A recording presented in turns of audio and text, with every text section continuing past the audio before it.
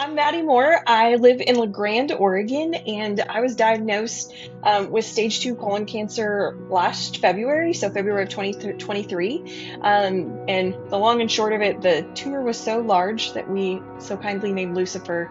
They were like, it's kind of right on the borderline of stage 2 and stage 3. So I'm kind of not per se gone from the dramatic standpoint of it, but they were like, it's your choice if you want to do chemo, and then it'll be stage 3. And I was like, I don't want to do that. So we're going with stage 2. So hanging out in that weird gray area of medical land. I grew up ranching. I still run some cows with my mom and my husband here in Eastern Oregon.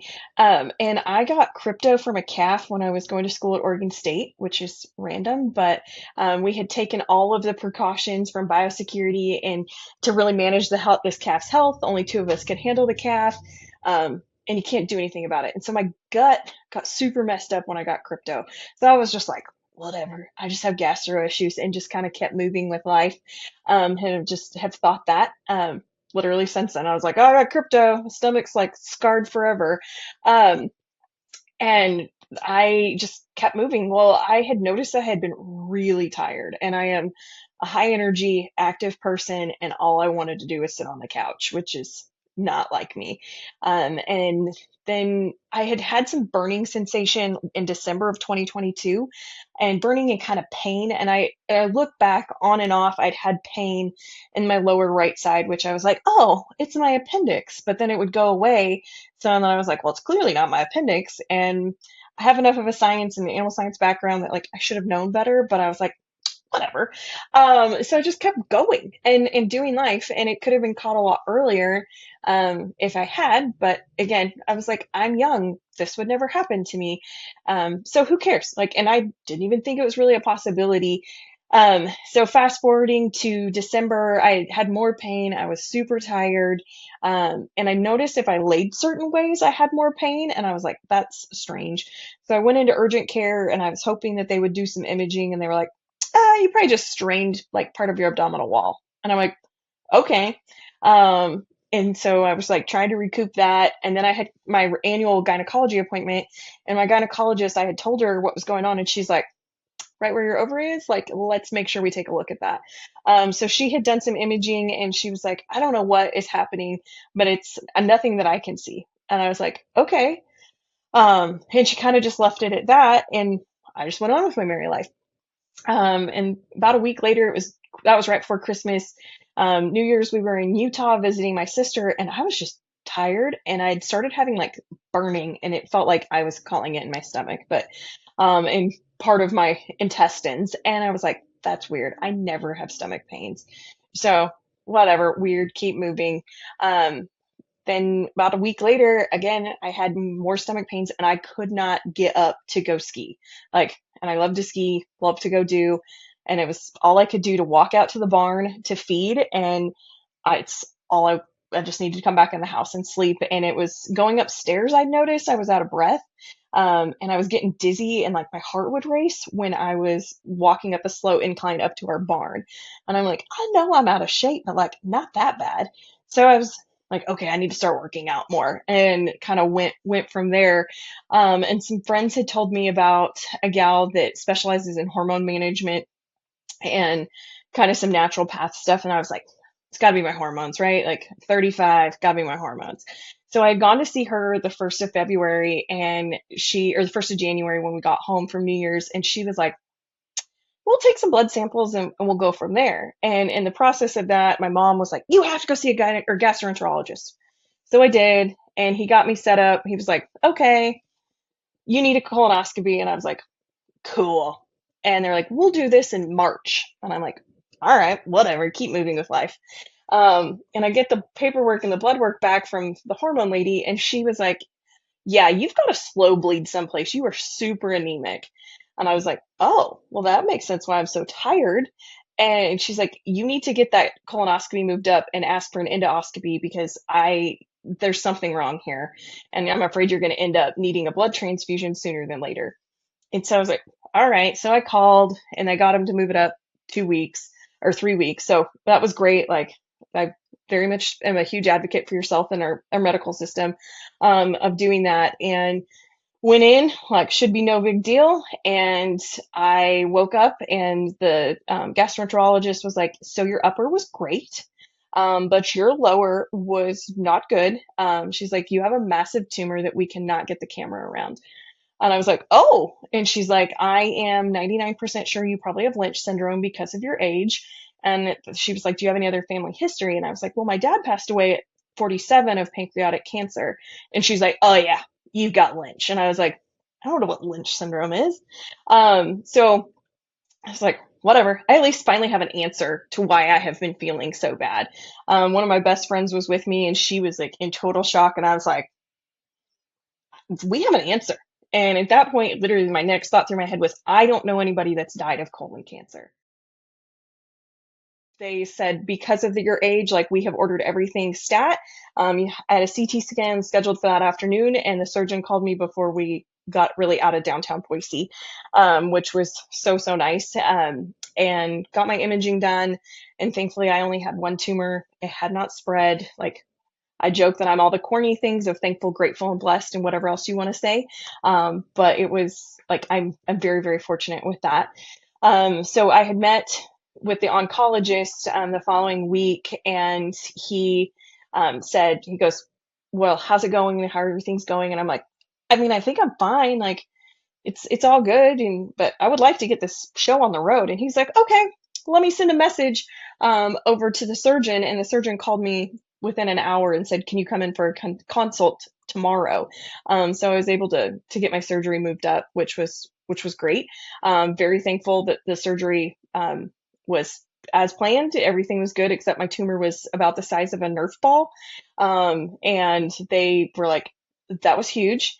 You should be proud of yourself. And I was like, I don't know if that's something necessarily to be proud of, but here we are. They described the surgery largely because it was on my right side, that they would go in off the left side, use a robot, and that they would make some small incisions. Everything should be pretty easy.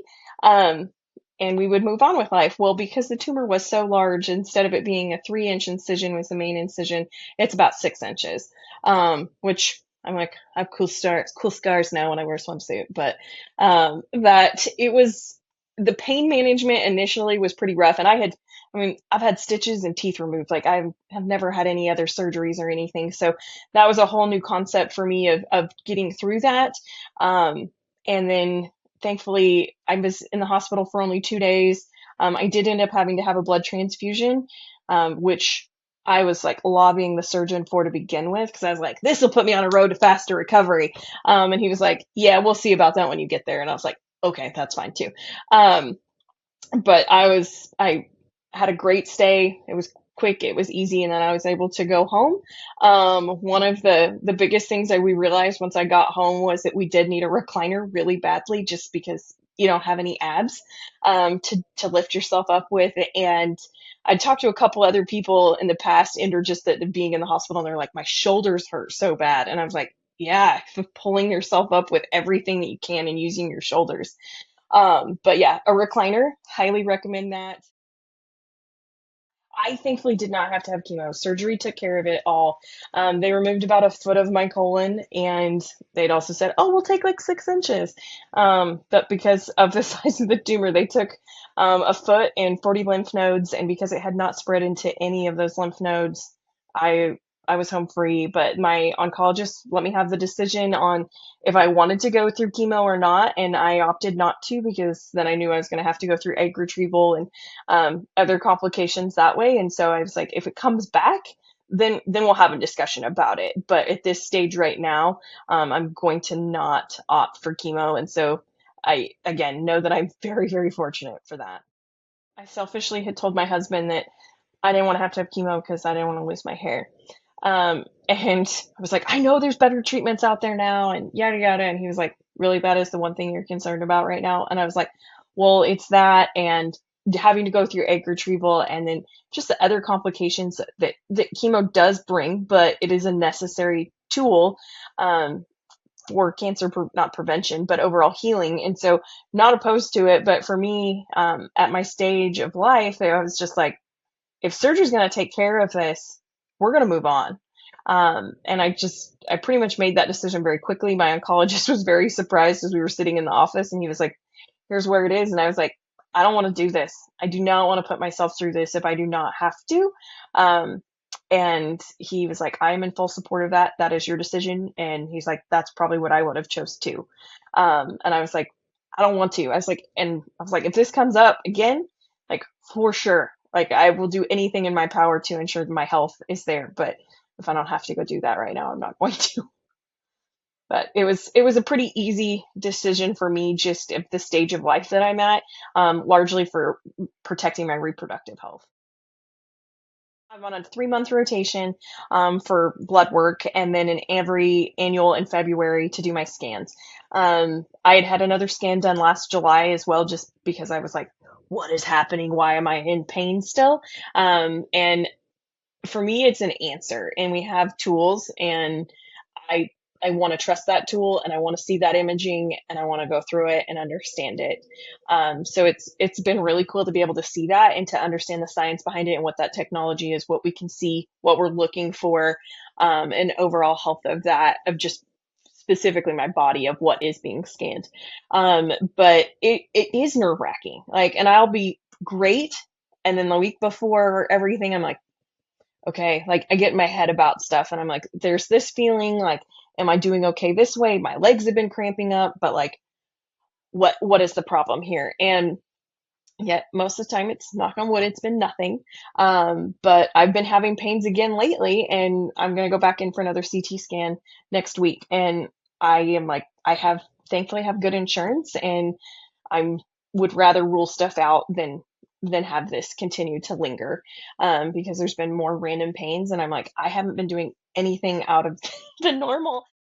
For me, having the Lynch diagnosis and knowing that I'm going to be in rotations every single year for additional treatments, additional scannings, or not treatments, but scans and all sorts of tests, that I'm like, if something is found, I know, and I at least know that I'm on a path of management with it, which is, for me, it's the old reading rainbow saying of the more you know. I'm in one trial consists or right now still, that's with the Dana-Farber Institute, and looking, just trying to figure out why we're seeing colon cancer in younger patients. And then I had been in a study with MD Anderson. There's funding. I just got a letter last week that said funding had been cut for that, so no longer in that one. But which is really unfortunate, because they were looking at the blood markers specifically from a standpoint for insurance, which I thought was really interesting. And I come from a research and a science background professionally, and the research coordinator in Boise had come into the room and asked if I wanted to participate, and I was like, yeah, like why would I not? Like, it's not impacting my health in any way. Like, it's a blood draw, it's a stool sample, like it's easy. Like, let's just do it, and hope that it does help, and we gain some understanding of why this is happening, and the genetic factor as well. One of my best friends was like, she's still one of my best friends, but she was like, you need to get back in to see our therapist. It's like a group of us that go to the same lady. And I was like, I'm fine. I'm dealing with this. I'm just so happy that we have an answer. I know what's happening. Like, I don't have a lot of the other scare tactics, and not scare tactics, but other scary things that are going on with this. That I don't have to have chemo, I don't have to have radiation. Like, everything is good.